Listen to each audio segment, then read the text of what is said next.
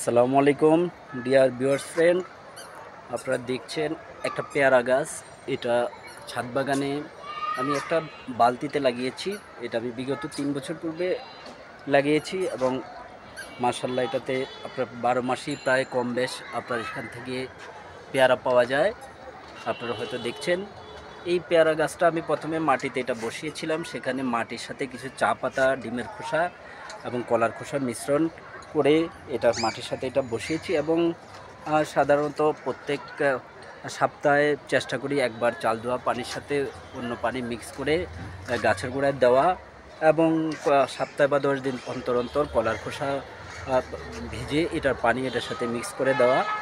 এরপরে হলো মাঝে মাঝে এখানে আমরা সাথে চেষ্টা করি বা 1 মাস অন্তর অন্তর আবার এই অনুরূপভাবে জৈব কিছু মাটি অথবা কলার খোসা, ডিমের খোসা, চূর্ণ এটা এবং সাথে চা পাতা মিক্স করে গাছে দেওয়া। আর কীটনাশক হিসাবে এই গাছটাতে আমি দিয়ে থাকি আমার নিজের তৈরি হোমমেডে যে নিজের তৈরি নিম কীটনাশক, যে আপনারা দেখছেন হয়তো একটা নিম গাছ, এখান থেকে নিম গাছ এবং সাথে 1 লিটারে 1 চামচ অন্তর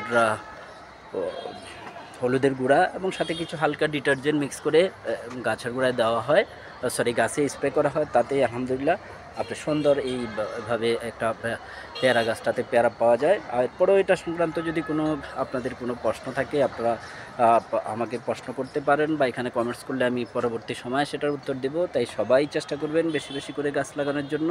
সবাই ভালো থাকবেন। আর ভিডিওটা ভালো লাগলে লাইক, কমেন্টস এবং শেয়ার করবেন এবং নতুন কেউ হলে সেটাকে সাবস্ক্রাইব করার অনুরোধ রইল। আল্লাহ হাফেজ।